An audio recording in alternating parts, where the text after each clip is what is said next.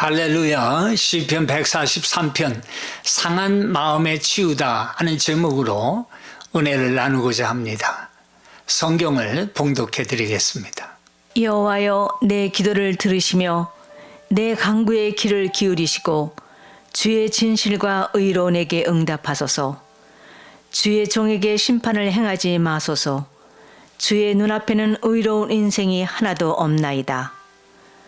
원수가 내 영혼을 핍박하며 내 생명을 땅에 엎어서 나로 죽은 지 오랜 자같이 나를 암흑 속에 두었나이다. 그러므로 내 심령이 속에서 상하며 내 마음이 내 속에서 참담하니이다.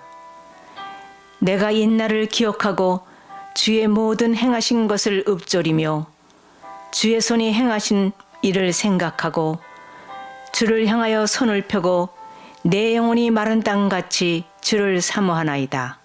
셀라. 여호와여, 속히 내게 응답하소서. 내 영혼이 피곤하니이다.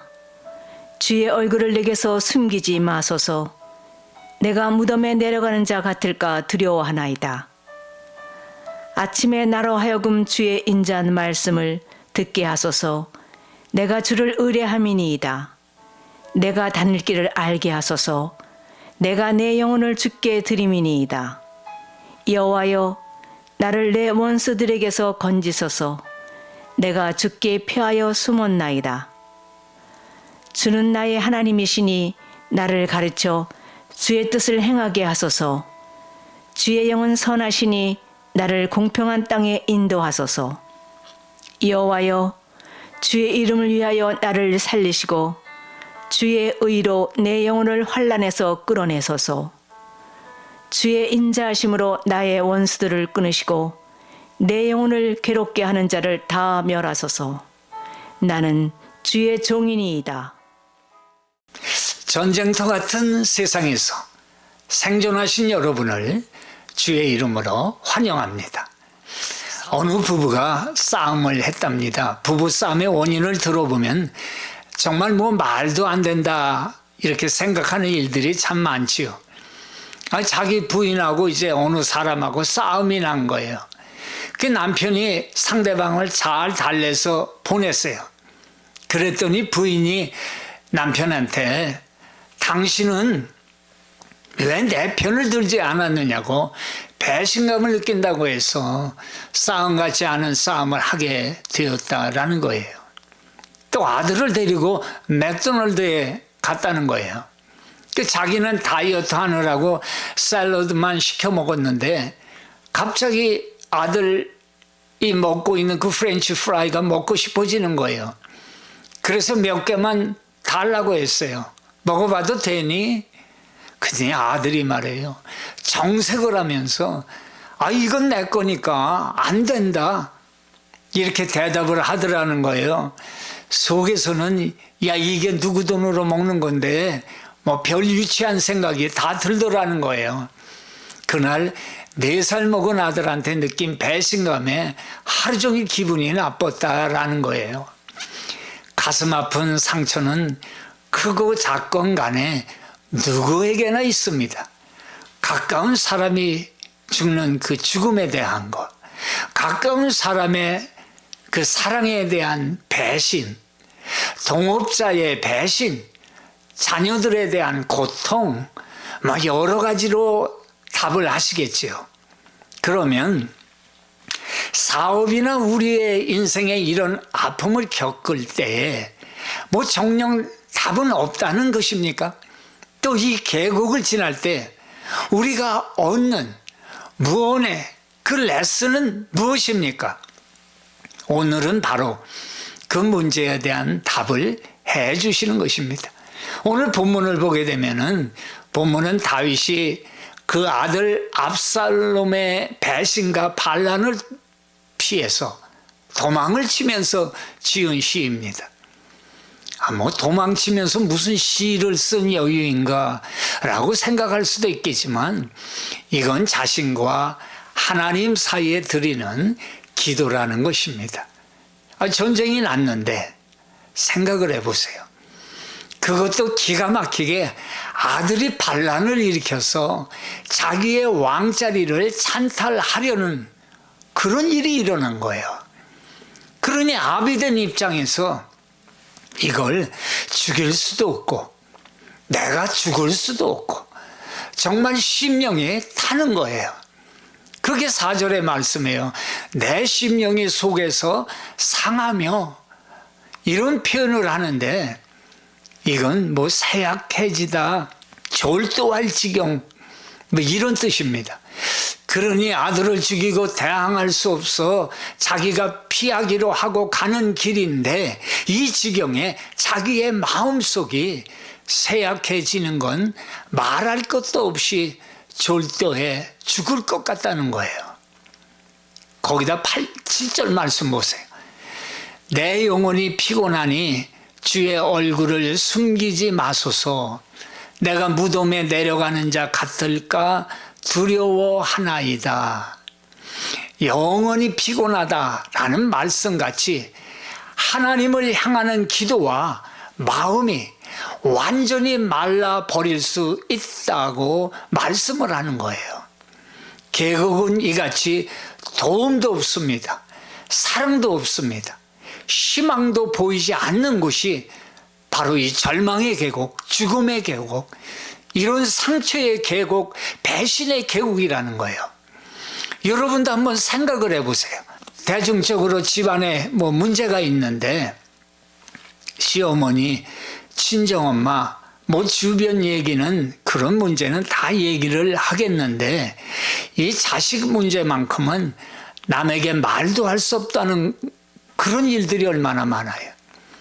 어려서는 학교 성적 문제요, 거기다 폭력 문제, 학업 문제, 여자 문제, 진로 문제, 결혼해서도 사니 안 사느니 하는 문제, 거기다 사돈 문제가 생겼다면 이걸 어디다 다 얘기를 할 수가 있겠어요?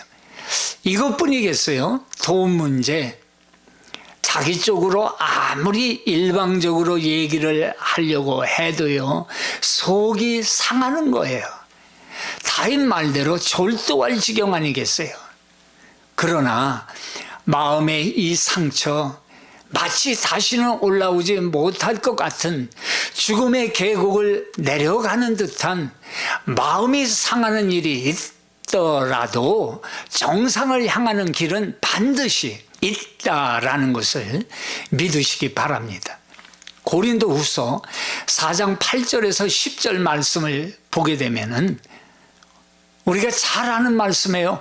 우리가 사방으로 우겨쌈을 당하여도 쌓이지 아니하며 답답한 일을 당하여도 낙심하지 아니하며 박해를 받아도 버림받지 아니하며 거꾸로 뜨림을 당하여도 망하지 아니하고 우리가 항상 예수의 죽음을 몸에 짊어지면 예수의 생명이 또한 우리 몸에 나타나게 하려 함이니라 말씀해요.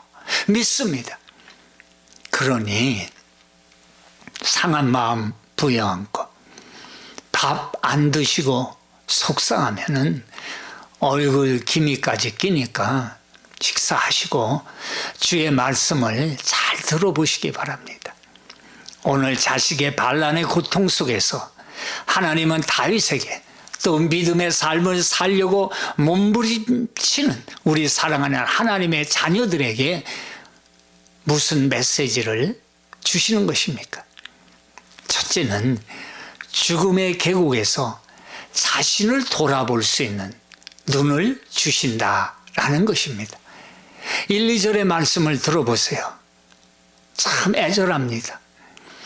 여호와여 내 기도를 들으시며 내 간구의 귀를 기울이시고 주의 진실과 의로 내게 응답하소서. 주의 종에게 심판을 행하지 마소서.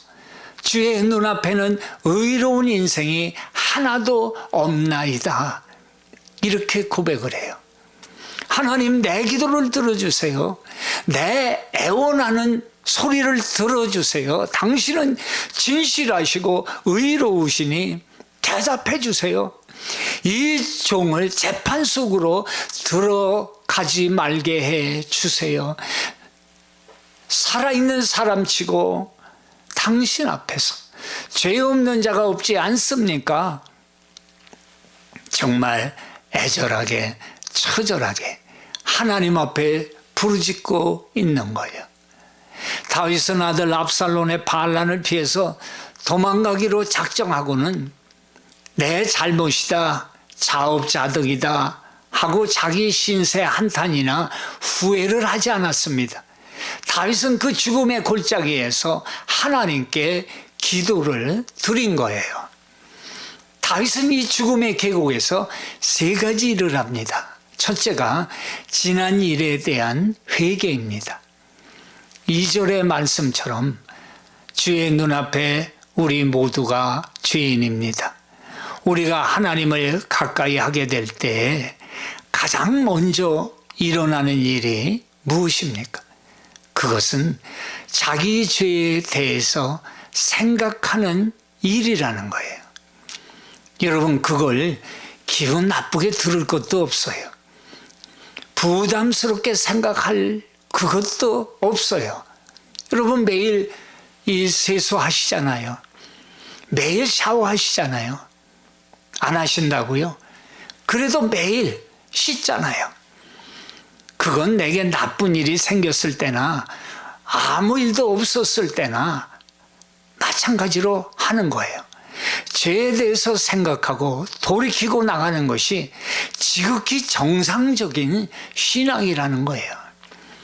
다윗은 우리아의 아내 밧세바를 탐했던 일, 우리아를 전쟁에 앞세워 내세워 죽였던 일, 아무런 일도 일어나지 않은 것처럼 사람은 전쟁에서 이기기도 하고 지기도 하느니라 이렇게 얘기하면서 스스로 죄 지은 자기를 자기가 용서한 일, 이런 일들이 다시 머리를 스치며 지나가는 거예요.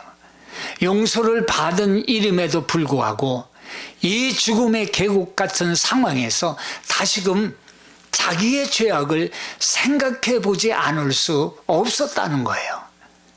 그래서 우리가 예수님의 십자가 아래로 나가서 우리를 돌아볼 수 있다는 것이 큰 은혜라는 거예요.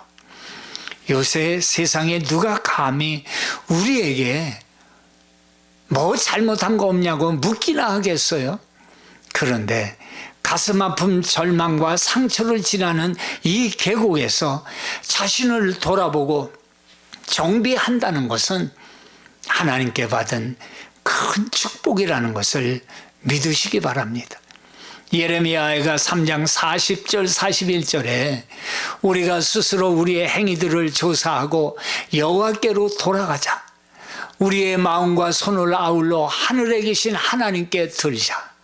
이게 상처의 계곡, 배신의 계곡, 죽음의 계곡의 축복이라 말하는 거예요. 둘째는 다윗은 이 죽음의 계곡에서 하나님의 선한 일을 기억한 거예요. 5절 말씀에 내가 옛날을 기억하고 주의 모든 행하신 것을 읊조리며 주의 손이 행하는 일을 생각하고 이렇게 기록을 하고 있어요. 여기서 읊조렸다라는 것은 메디테이트 한다는 거예요. 묵상한다는 거예요. 그냥 생각하고 흘리는 것이 아니라 기억에서 사라지지 않도록 반복적으로 기억했다는 것입니다. 그게 바로 읊조렸다, 메디테이트 했다는 거예요. 또 생각했다는 것은 consider예요. 어떤 일을 결정하기 전에 깊이 중요하게 생각하는 것을 말합니다. 하나님께서 자기에게 행하신 일들을 깊이 생각했다는 거예요. 사자를 때려 눕히게 하신 일, 골리앗을 문맷돌로 무너뜨리신 일, 사울의 추적을 피해서 자기의 생명을 보호하시고 결국은 이 나라의 왕이 되게 하신 그런 일들 아주 깊게 잊지 않도록 반복해서 묵상을 했다는 거예요. 언제? 이 절망의 계곡에서 말입니다.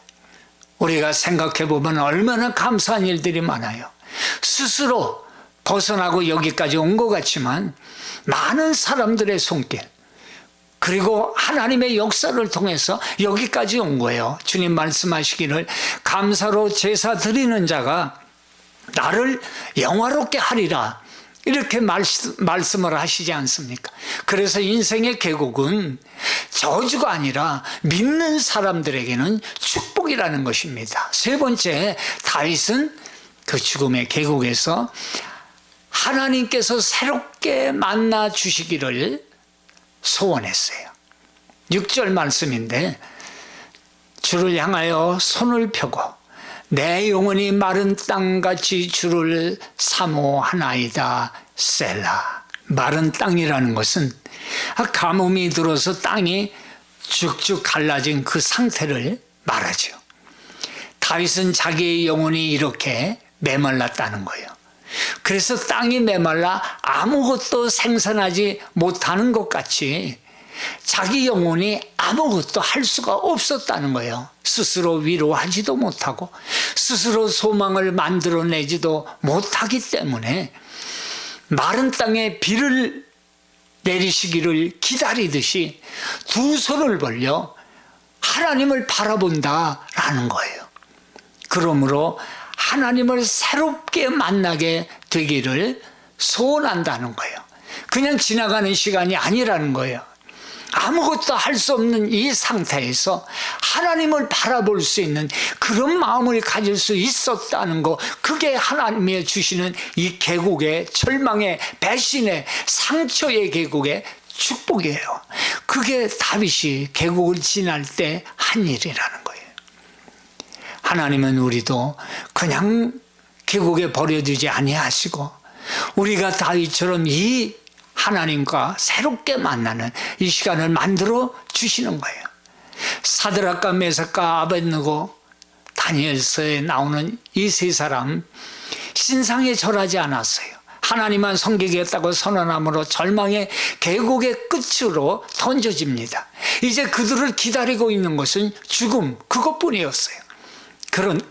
그런데 그들을 회유하는 그 왕에게 이렇게 선포를 하는 거예요. 다니엘서 3장 16절에서 18절의 말씀인데 사드락과 메삭과 아벳느고가 왕에게 대답하여 가로되 느부갓네살이요 우리가 이 일에 대하여 왕에게 대답할 필요가 없나이다.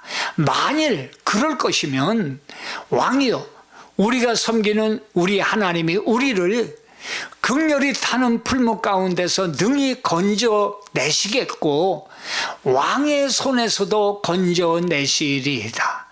그리 아니하실지라도 왕이요 우리가 왕의 신들을 섬기지도 아니하고 왕의 세우신 금신상에 절하지도 아니할 줄을 아옵소서. 자기들의 신앙의 결단을 보여주는 거예요. 그리 아니하실지라도 왕이 섬기는 그 우상을 숭배하지도 않고 그러나 하나님은 우상의 손에서 왕의 손에서 이 불못불 속에서 건져내실 줄 믿습니다. 그리 아니하실지라도 우리는 하나님만 섬기겠습니다. 언제나 이 말씀을 들어도 이 말씀을 선포해도 이 말씀이 우리에게 주는 힘은 엄청나요. 하나님이 주시는 힘, 우리가 하나님을 선택할 때 주시는 하나님의 이 속에서 솟아나는 성령의 능력, 이것이 바로 주님이 우리에게 주시는 이 결단의 믿음 속에 주시는 하나님의 역사라는 거예요. 신앙의 결단자 3명은 맹렬한 불 속으로 풀무로 던져지지 않습니까? 죽었습니까? 안 해요. 오히려 한 사람이 그 불 속에 더 있는 거예요. 신의 아들, 곧 예수님의 실존, 그 실존을 죽음의 계곡에서 만난 거예요. 모든 실패의 끄트머리에 벼랑 끝에 서 있게 된 우리들의 모습이라는 거예요. 그 모습 속에 끝에서 바로 예수 그리스도를 만나게 된 거라는 거예요. 그 불 속에서 만난 주님은 성령으로 오늘날 우리와 함께 해 주시는 줄 믿습니다. 그들은 그 불 속에서 죽지 않았다는 사실이라는 거예요. 왜 하나님의 말씀은 그때뿐입니까? 아니라는 거예요.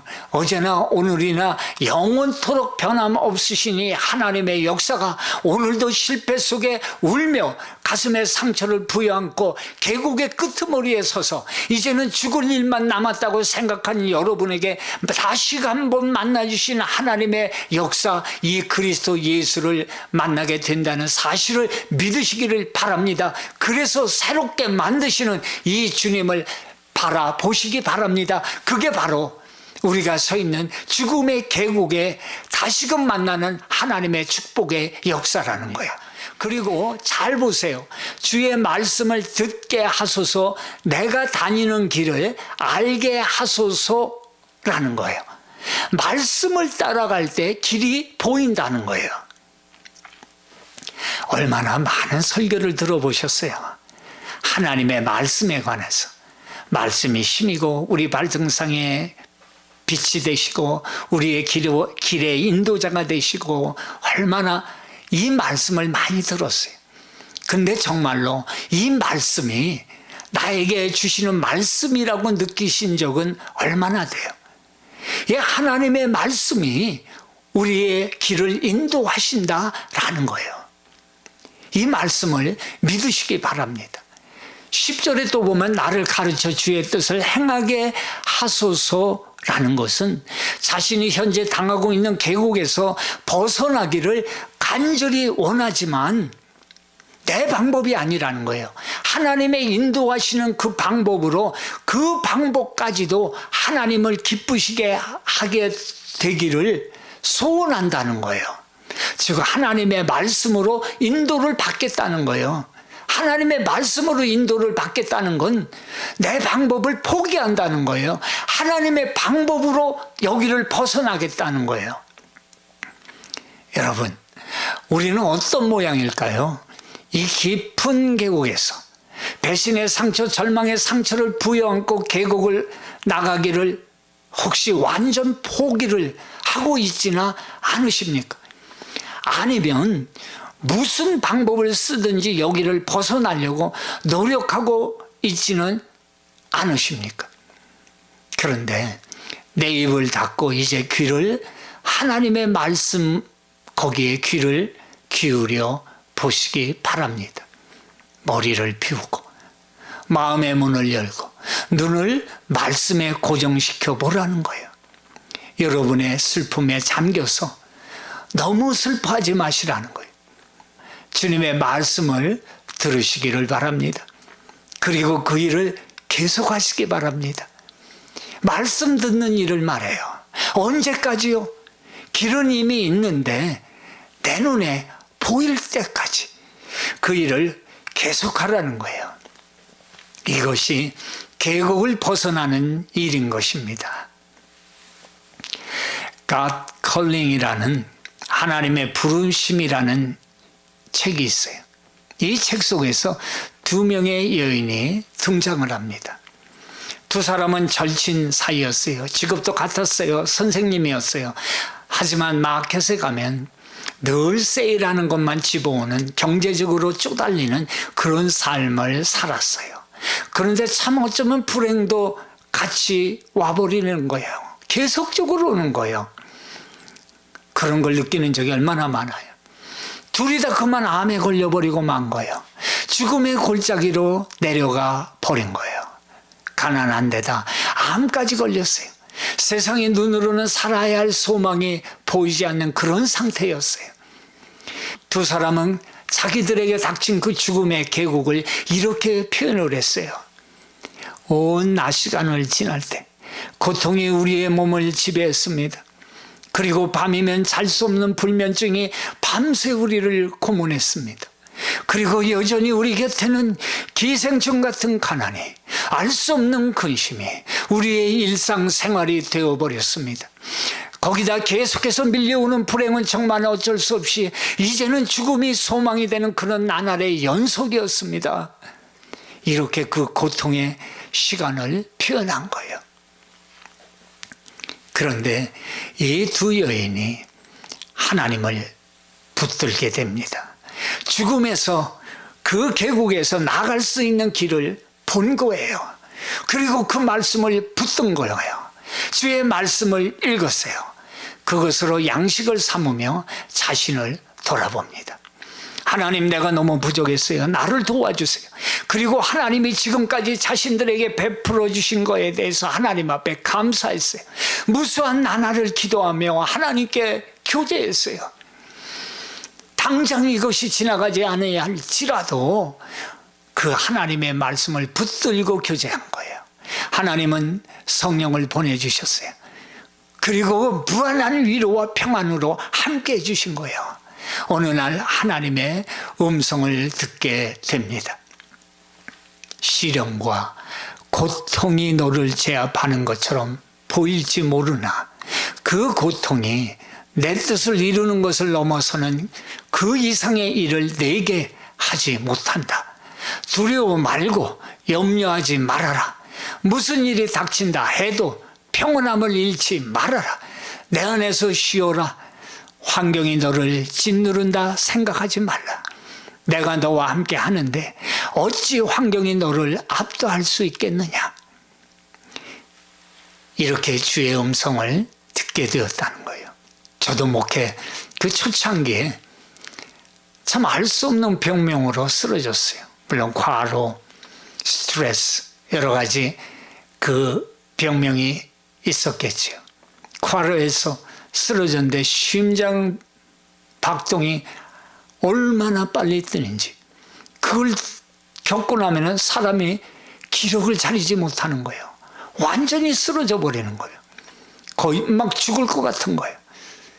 그래서 그 시간에 하나님께 내 자신을 돌아보며 할 수 있는 것은 성경을 읽고 말씀을 듣는 일이에요.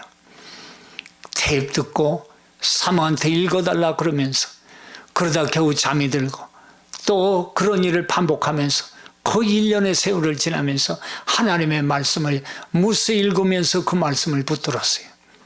하나님은 점차 회복시켜 주시면서 하나님의 그 나는 아무것도 할 수 없다라는 나의 모든 그런 나의 힘을 빼시고 하나님의 일을 이루시기 시작하신 거예요.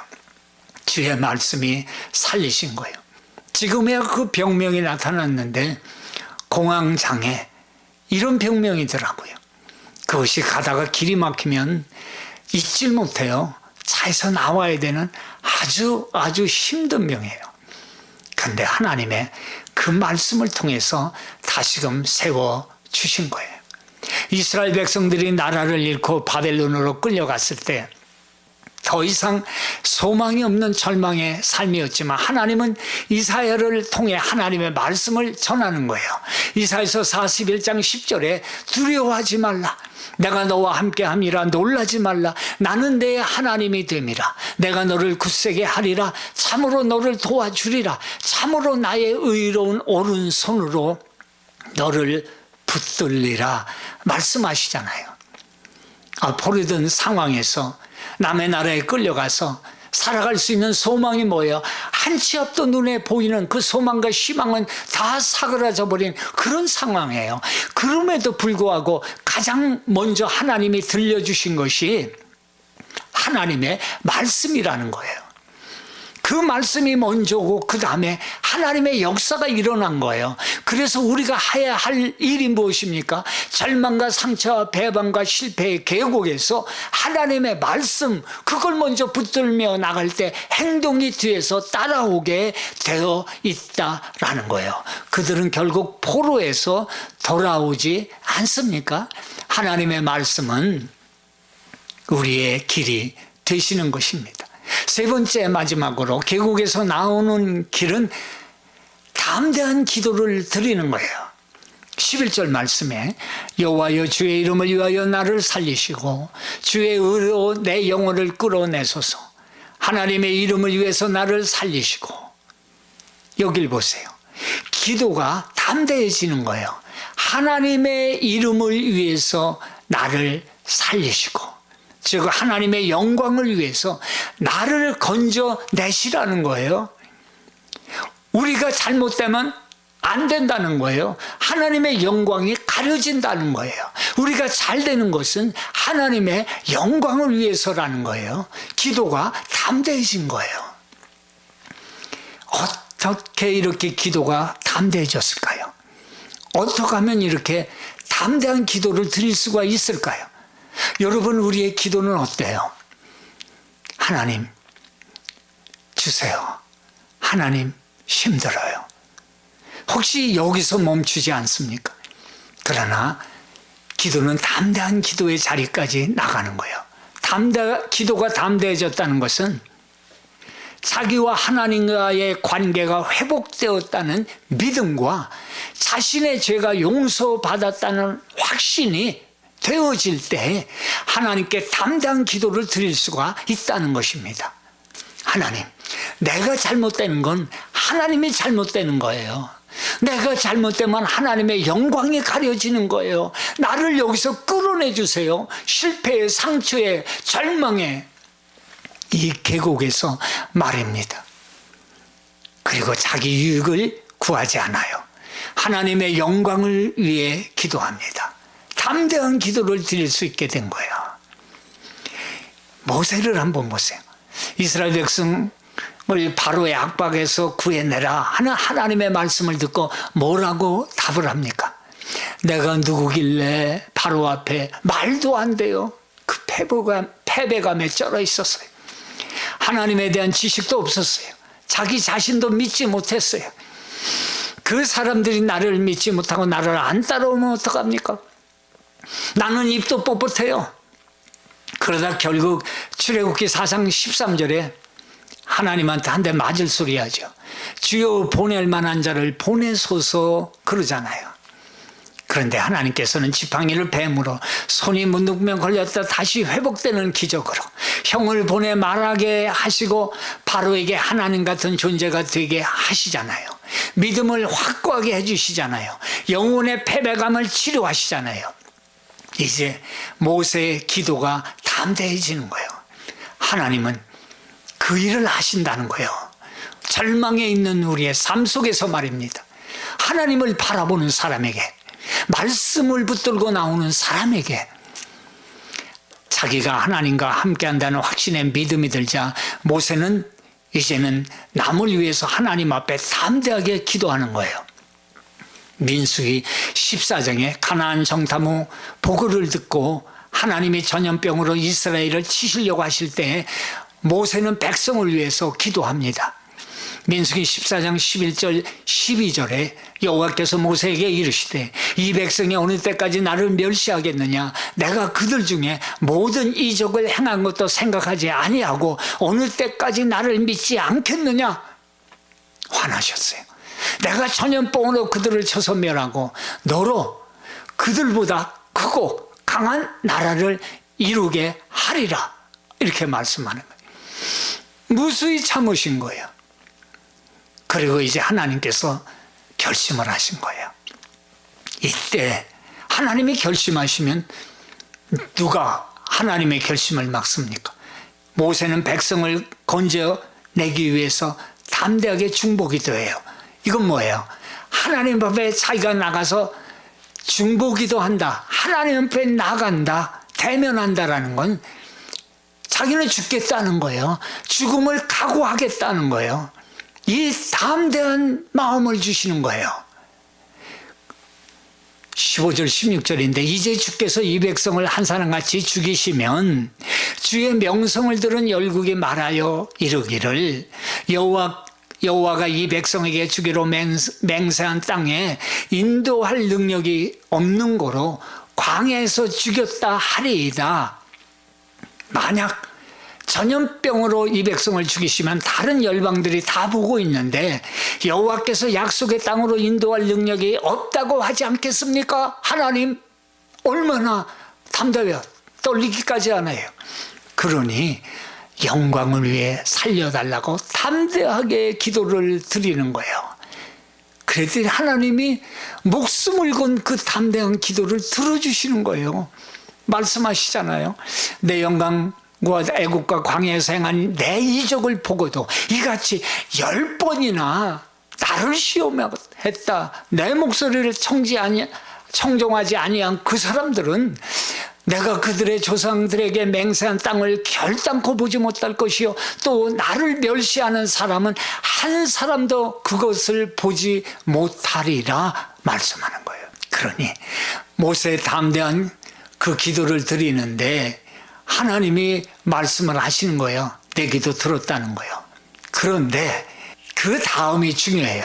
그러나 내 종 갈렙은 그 마음이 그들과 달라서 나를 온전히 따랐은즉 그가 갔던 땅으로 내가 그를 인도하여 드리리니 그의 자손이 그 땅을 차지하리라 말씀해요.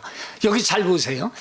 내가 그를 인도하여 드리리니 그 전에 나를 온전히 따랐은즉 그가 갔던 땅으로 내가 그를 인도하여 드리겠다라는 거예요. 무슨 땅? 그가 갔던 땅이에요. 먼저 정탐했던 땅이라는 거예요. 자, 여기 하나님께 기도를 하되 죄 용서받은 기도, 하나님의 말씀을 붙들고 믿음으로 나가는 그 기도는 담대함의 기도로 바뀌는데 그 담대함의 기도는 믿음으로 드려져야 한다라고 말씀하는 거예요. 그 말씀으로 이미 갔다 온 땅이에요. 먼저 갔다 온 땅이라는 건 그 말씀을 믿는 믿음으로 먼저 갔다 온 땅이라는 거예요. 우리들에게는.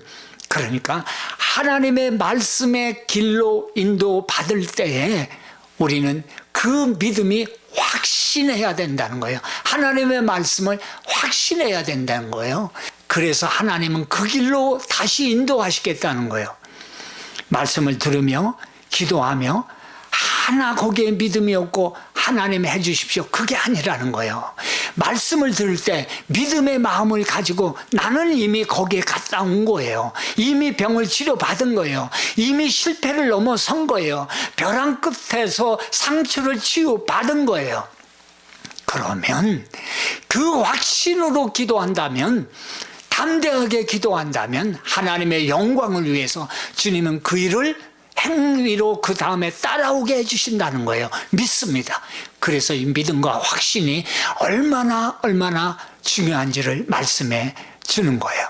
하나님이 듣고 계신다는 것을 믿고 하나님이 길을 내신다는 걸 믿고 확신을 가지고 신뢰하고 믿음으로 내딛으시기를 바랍니다. 배신의 상처, 절망의 계곡에서 나오는 길은 기도하는 길입니다. 이제 저와 여러분은 절망의 계곡에서 너무 많은 시간을 그 주위를 살펴보며 한탄하는 데 시간을 너무 보내지 마시기 바랍니다. 이제 길 되시는 예수님 앞에 나와서 그 계곡에 대해서 이야기를 하시기 바랍니다. 그리고 예수님께서 우리의 기도를 들으심을 확신하시기 바랍니다.